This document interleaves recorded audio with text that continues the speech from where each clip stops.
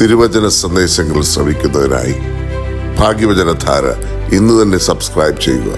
ദൈവം നിങ്ങളെ അനുഗ്രഹിക്കട്ടെ.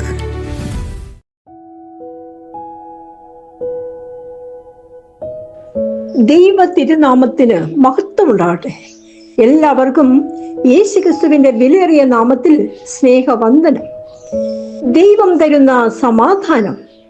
യഹൂദന്മാരെ പേടിച്ച് പല സ്ഥലങ്ങളിലായി ഒന്നിച്ചുകൂടിയ ശിഷ്യന്മാരുടെ നടുവിലേക്ക് യേശുതമ്പുരാൻ എഴുന്നള്ളി വന്നിട്ട് പറയുകയാണ്, നിങ്ങൾക്ക് സമാധാനം.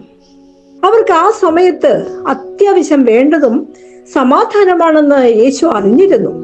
കാരണം തങ്ങളുടെ ഗുരുവിന് സംഭവിച്ചതുപോലൊക്കെ തങ്ങൾക്കും സംഭവിക്കുമെന്ന പേടി കൊണ്ട് അവരുടെ സമാധാനം നഷ്ടപ്പെട്ടു പോയി.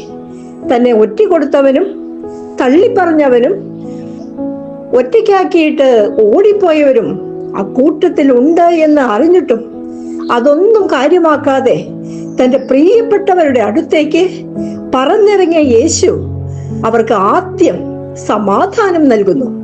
പ്രിയ സഹോദരങ്ങളെ, യേശു തമ്പുരാൻ വാതിലിന് വെളിയിൽ വന്ന് നിന്നിട്ട്, ഈ വാതിലൊന്ന് തുറക്കാമോ, ഞാനൊന്ന് കേറിക്കോട്ടെ എന്നൊന്നും പറഞ്ഞിട്ടല്ല അകത്ത് കയറിയത്. ഏതെല്ലാം വാതിലുകൾ അടഞ്ഞു കിടന്നാലും യേശുവിനകത്ത് വരുവാൻ ആരും വാതിൽ തുറക്കണ്ട. എന്നാൽ നമ്മുടെ ഹൃദയത്തിൽ യേശുവിനെ വസിക്കുവാൻ നമ്മൾ വാതിൽ തുറന്നു കൊടുക്കുക തന്നെ വേണം. യേശുവിന്റെ ജനനത്തിന് ശേഷം പരിശുദ്ധ കന്യകാമാതാവിനോട് ദൂതന്മാരുടെ ഒരു ഗണം എന്ന് പറയുന്നതും സമാധാനത്തിന്റെ സദ്വാർത്തയാണ്. വിശുദ്ധ ലൂക്കാസ് വിശേഷം 2:14 അത്യുന്നതങ്ങളിൽ ദൈവത്തിന് മഹത്വം, ഭൂമിയിൽ ദൈവകൃപ ലഭിച്ചവർക്ക് സമാധാനം. മനുഷ്യ ജീവിതത്തിൽ എത്രമാത്രം അത്യാവശ്യമുള്ളതാണ് ഈ സമാധാനം എന്നത് നമുക്കറിയാം. സമാധാനം 2 തരത്തിലാണ്. കർത്താവ് നൽകുന്ന സമാധാനവും ലോകം നൽകുന്ന സമാധാനവും. വിശുദ്ധ യോഹന്നാന്റെ സുവിശേഷം 14:27 ഇപ്രകാരം പറയുന്നു, ഞാൻ നിങ്ങൾക്ക് സമാധാനം തന്നിട്ട് പോകുന്നു, എന്റെ സമാധാനം നിങ്ങൾക്ക് ഞാൻ നൽകുന്നു. ലോകം നൽകുന്നത് പോലെ അല്ല ഞാൻ നൽകുന്നത്. നിങ്ങളുടെ ഹൃദയം അസ്വസ്ഥമാകണ്ട, നിങ്ങൾ ഭയപ്പെടുകയും വേണ്ട. എത്രമാത്രം ആശ്വാസം കിട്ടുന്ന വാക്കുകളാണത്. കർത്താവ് തരുന്നതാണ് യഥാർത്ഥമായ സമാധാനം. ദൈവത്തോടുള്ള വിശ്വാസവും ദൈവത്തിലുള്ള പ്രത്യാശയുമാണ് ഒരു മനുഷ്യനെ സമാധാനത്തിൽ ഉറപ്പിക്കുന്നത്. ഇത് രണ്ടും നമുക്കുണ്ടെങ്കിൽ ദൈവത്തിന്റെ സമാധാനം നമ്മുടെ ജീവിതത്തിലേക്ക് പകരപ്പെടുകയാണ്. എന്റെ ദൈവം എന്നെ കരുതും, അവൻ എന്നെ പരിപാലിക്കും എന്ന വിശ്വാസമാണ് ഉൽപ്പത്തി പുസ്തകം 22 മോറിയ മലയിലേക്ക് സ്വന്തം കുഞ്ഞിനെ ബലി കഴിക്കാൻ പോയ അബ്രാഹത്തിന്റെ ഒരു ധൈര്യം.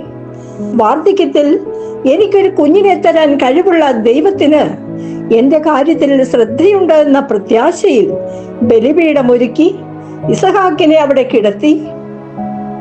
മകനെ ബലി കഴിക്കാൻ അബ്രഹാം കത്തി കയ്യിലെടുത്തപ്പോൾ അതാ ആ ശബ്ദം. കർത്താവിന്റെ ദൂതൻ, അബ്രഹാം കുട്ടിയുടെ മേൽ കൈവയ്ക്കരുത്, അവനെ ഒന്നും ചെയ്യരുത് എന്ന ദൈവത്തിന്റെ സമാധാനം നൽകുന്ന ശബ്ദം.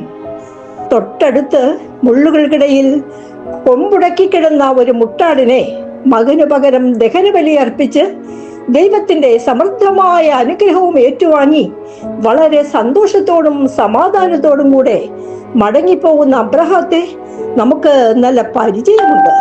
പ്രിയ സഹോദരങ്ങളെ, ദൈവം തരുന്ന സമാധാനമാണ് ശാശ്വതമായ സമാധാനം. അതിനായി പ്രാർത്ഥനയോടെ നമുക്ക് കാത്തിരിക്കാം. നന്ദി.